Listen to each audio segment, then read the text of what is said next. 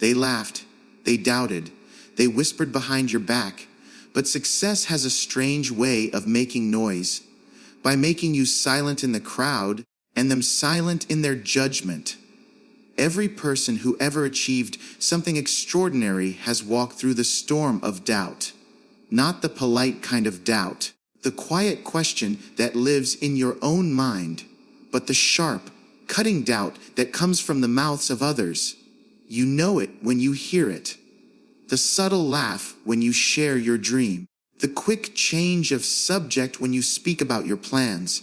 The raised eyebrow, the smirk, the whisper they think you can't hear. It's in those moments you are being handed something more powerful than they realize: fuel. When people doubt you, they are giving you free energy. They are loading your pockets with ammunition. But here's the thing most people never understand. This energy can either destroy you or build you. You can take their words, swallow them, and let them poison you, making you question yourself, making you quit before you even begin. Or you can take those very same words, set them on fire inside your chest, and use the heat to move forward with more drive than you've ever had before. Doubt is a strange gift. It doesn't come wrapped in ribbons. It doesn't feel nice when you receive it, but it is one of the most valuable forces you will ever encounter if you know how to use it. Every time someone says, "You can't," you can let that be the exact reason you do. Every time someone says, "It's impossible," you can let it become the challenge you accept without hesitation. Think about it. If no one ever doubted you, you might never discover what you're truly capable of. Comfort never forces you to grow. Encouragement is beautiful, but it rarely wakes up the beast inside you. Doubt, however, calls that beast to attention. It demands you prove yourself, not just to others, but to you. Because when they doubt you, something in your heart whispers back, "Watch me." But here's the key. You don't waste time arguing with them. You don't spend hours trying to convince them you're worthy, or talented, or capable. Words will never be enough for people who have already decided to see your limits. Instead, you take that doubt, you take that sting, and you turn it into relentless action. You use it to wake up earlier than you want to. You use it to push through the days when you feel like stopping. You use it to go deeper, harder, further than you ever thought you could. Every insult, every sarcastic remark, every roll of the eyes becomes fuel for the fire. And that fire, if you tend to it daily, will carry you through storms that would break ordinary people. Because the truth is, most people let doubt weaken them. They carry it like a heavy chain around their neck. They start to believe the voices outside, and soon those voices become the voice in their own head. But the few who succeed, they flip it. They carry doubt like a battery, letting every spark of negativity charge them up until they are unstoppable. Remember this. The people who doubt you are often the people who quit on themselves long ago. They're speaking from the limits of their own lives, not yours. They can't see what you see. They can't feel what you feel. And they can't imagine the strength you're willing to build. And that's why their doubt isn't really about you. It's about them. But you can take it, you can own it, and you can make it yours. Let their doubt be the thing that gets you out of bed when the world is still dark. Let it be the reason you keep going when your body is tired and your mind is begging to stop. Let it be the music you hear in your head when the road feels too long and the reward too far. Because when you treat doubt like fuel, every word against you becomes another step toward the very thing they said you couldn't have. In a world obsessed with showing off, where people are more interested in looking successful than actually becoming successful, there is a rare kind of person who chooses the opposite path. While everyone else is broadcasting their every move, they are working in silence. While others are chasing validation, they are chasing mastery. They don't need applause before the job is done. They don't need to post their grind to prove it's real. They understand a truth most people never learn. Real success is built in the shadows. Think about the seed beneath the soil. No one sees it. No one praises it. No one even knows it's there. But in that darkness, it's growing roots so deep that when it finally breaks the surface, it can withstand storms. That's how your work must be. The time when no one is watching is not wasted. It's sacred. It's when you train without distraction, without judgment, without the pressure of outside eyes. That's when you can make mistakes, learn faster, and push yourself further than you ever could under a spotlight. But most people can't handle the shadows. They crave quick acknowledgement. They want the instant rush of someone saying, "Wow, you're doing amazing."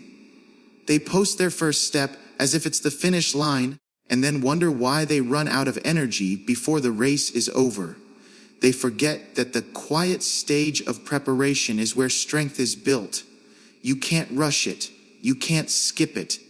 You can't fake it. The shadows are where you earn the right to shine. When you practice longer than anyone expects you to, when you study deeper than anyone thinks is necessary, when you sacrifice comfort without telling anyone about it, you're building something that the world will one day see and not be able to ignore. And here's the power in it. When you finally step into the light, the results speak so loudly you don't have to. People will ask, "Where did you come from? How did you get so good?" They'll think it happened overnight, but you'll know the truth. It happened in the quiet mornings when no one else was awake. It happened in the late nights when everyone else had already given up. It happened when you chose to be unseen rather than seek empty approval. Working in the shadows protects you from distraction. When you don't need to prove yourself daily to the outside world, you can focus entirely on proving yourself to you. You stop comparing your journey to someone else's highlight reel. You stop worrying about who's ahead and who's behind. Your energy goes where it belongs, into the work. This is where discipline grows. This is where skill sharpens. This is where resilience hardens. Because in the shadows, there's no applause to keep you going. You have to find your drive within. And when you can do that, when you can push yourself without external praise, you become unstoppable in the light. It's easy to be motivated when everyone is cheering you on. It's harder to keep going when it's just you and your thoughts. But that's exactly why the shadows are a gift. They force you to decide if you want this for the glory or for the goal. The glory is temporary. The goal can last a lifetime. So while they're posting about the work, you'll be doing it. While they're chasing quick recognition, you'll be chasing mastery. And when the time comes, when you've built so much strength, skill, and proof that it can't be ignored, you'll step out of the shadows. And when you do, the light will hit you differently. You won't just look ready. You will be ready. There will be days when you wake up ready to conquer the world, when the motivation is high and the path feels clear. On those days, progress feels easy. But those are not the days that define your destiny. Your future is decided on the mornings you don't feel like getting up, on the evenings when the weight of fatigue presses against your chest, on the moments when you feel drained, unmotivated, and tempted to just take it easy. That is when the battle is truly fought, the battle between emotion and discipline. Emotion is unstable. It is powerful, but unpredictable. It comes in waves, and like the tide, it can vanish without warning. One bad conversation, one unexpected setback, one harsh criticism, and suddenly, the fire that burned so brightly yesterday feels like it's gone. If you depend on emotion to carry you, you will be at the mercy of every passing storm. That's why the ones who succeed, the ones who rise above the noise, and actually finish what they start, are not led by feelings. They are led by discipline. Discipline is steady. It is cold, deliberate, and unwavering. It doesn't care if you are tired. It doesn't care if you are inspired. It doesn't care if you feel like it today. Discipline is the commitment you make to yourself, honored whether you are in the mood or not. It's the voice that says, "We do it anyway," even when your body and mind scream for comfort. The truth is, emotion is a good starter, but discipline is the finisher. Many begin with excitement, telling the world about their plans, soaking up the praise, feeling unstoppable, until the first real obstacle hits. That's when emotion retreats. But discipline doesn't retreat. Discipline steps forward when emotion steps back. It's what keeps you at the desk writing when you'd rather watch TV. It's what gets you to the gym when the bed feels warm and safe. It's what makes you pick up the phone to make the hard call, even when fear is gripping your throat. The danger of being led by emotion is that it trains you to work only when you feel good. And that's not how life works. The world doesn't wait for your perfect mood. Opportunities don't appear only on days you're inspired. If you want results that last, you have to learn how to act regardless of how you feel. This is where most people fall. They confuse a lack of emotion for a lack of ability. They think, "I don't feel like doing it today, so maybe I'm not meant for this." But the truth is, the absence of emotion is not the absence of potential. It's simply a call to lean on something stronger, your discipline. The most dangerous voice you'll ever hear is the one inside your own head that says, "Skip it today, you'll do it tomorrow." That voice sounds gentle, even reasonable, but it's the voice of erosion. It chips away at your progress slowly until one day you wake up and realize you've lost weeks, months, maybe even years to tomorrows that never came. Discipline silences that voice. It doesn't negotiate. It doesn't wait for inspiration to return. It acts now. There is a unique pride that comes from doing what you said you would do, even when every fiber of you wanted to quit. That pride builds self-respect, and self-respect builds confidence. Every time you honor your word to yourself, you reinforce the belief that you can trust you. That's how mental strength is forged, not in moments of comfort, but in moments of resistance when you chose to push through anyway. You will not always feel ready. You will not always feel excited. You will not always feel brave, but you can always be disciplined. And if you can master that, then you will have something far more valuable than fleeting motivation. You will have the power to keep moving forward no matter what the day throws at you. Excuses are comfortable. They are warm blankets you can wrap yourself in when reality feels cold and unwelcoming. They protect your pride in the short term, but they rob you of achievement in the long term. The truth about excuses is that they might sound convincing to others, but deep down, you know when they are lies you tell yourself. And here is the harsh reality. The world doesn't reward excuses. It rewards results. If you look closely, the difference between the people who achieve and the people who don't isn't always talent, resources, or luck. It's that achievers find a way to get it done, while others find a reason they couldn't. And once you start looking for reasons why you can't, you will find them everywhere. No time, no money, no support, no connections. It's too late.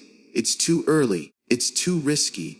There will always be a perfect list of justifications ready to make you feel better about standing still. But the uncomfortable truth is that results don't care about your list. Every excuse you cling to is an anchor that slows your progress. It gives you temporary relief, but it guarantees permanent regret.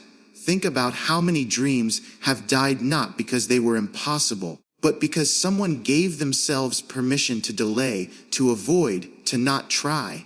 Excuses don't announce themselves as killers of potential. They disguise themselves as logical, reasonable, and even responsible choices. No's not the right time. feels like wisdom, but often it's fear in disguise. I'll start when I have more resources. Sounds practical, but it's just a way to avoid starting with what you have. On the other hand, results are undeniable. They don't need defending. They don't need explanation. They don't care about the opinions of others. When you have results, they speak for you in every room you enter. People can argue with your methods, your style, even your personality, but they cannot argue with proof. That's why your energy must always be spent on producing outcomes, not producing justifications. Think of the people you admire most. It's not their reasons for failure that inspire you. It's their refusal to quit despite the obstacles. We are moved by those who push through, who find a way, who refuse to let circumstances dictate their destiny. And in almost every case, those people had the same reasons to quit as anyone else. The difference was that they didn't use them. The path to results isn't glamorous. It's filled with days when progress feels invisible, when effort seems wasted, when you question whether it's even worth it. That's when excuses become most tempting, because they offer an easy exit. It's not my fault feels easier than saying, I need to do better.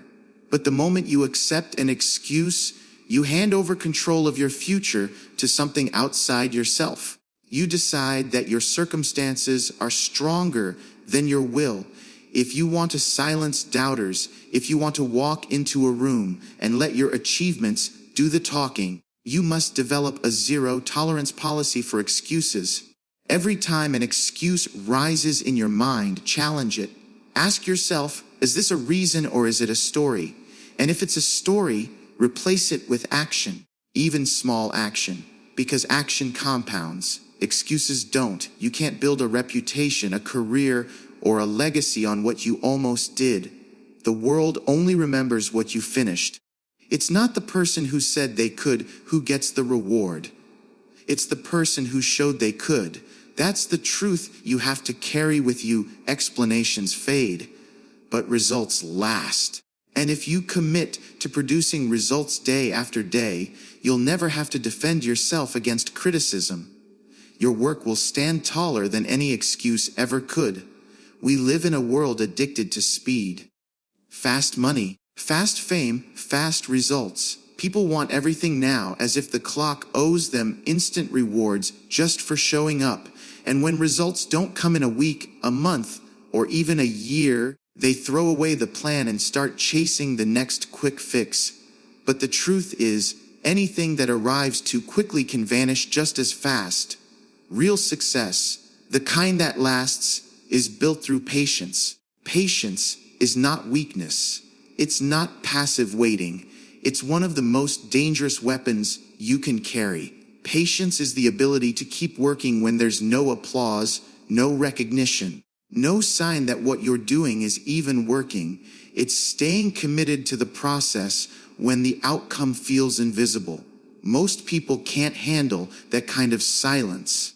They need visible progress every day to feel validated, and when they don't see it, they stop. But those who understand the power of patience keep going, because they know that the seeds you plant today do not bear fruit tomorrow.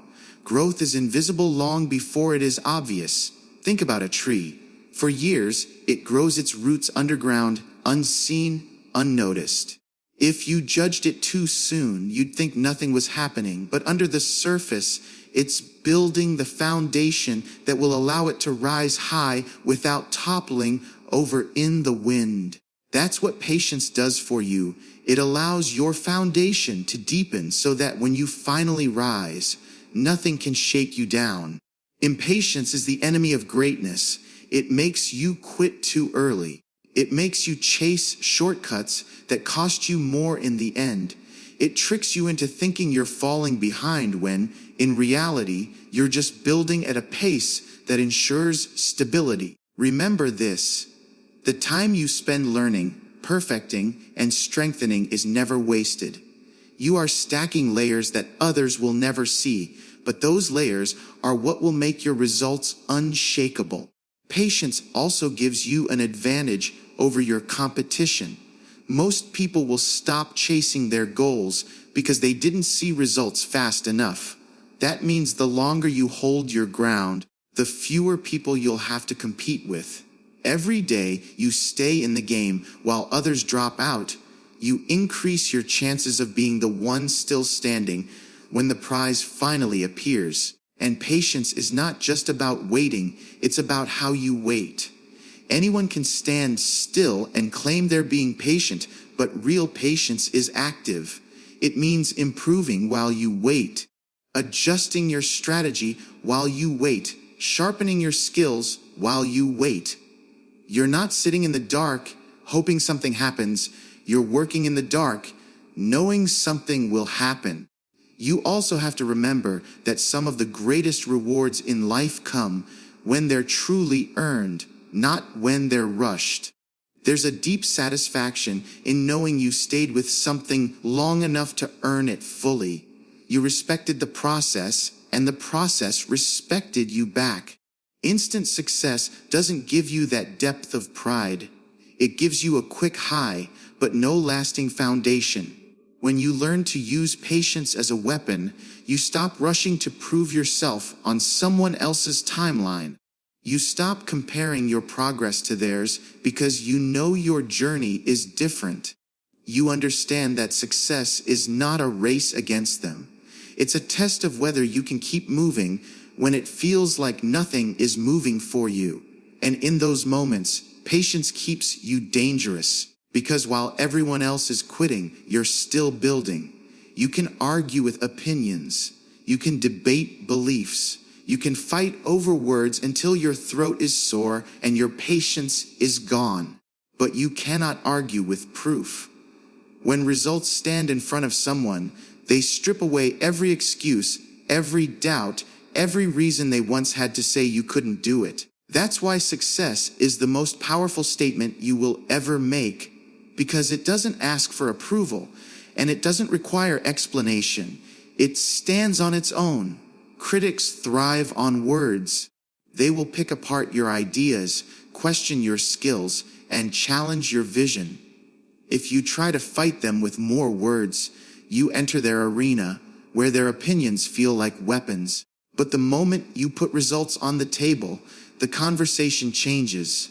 They can roll their eyes at your dreams, but they can't roll their eyes at what you've built.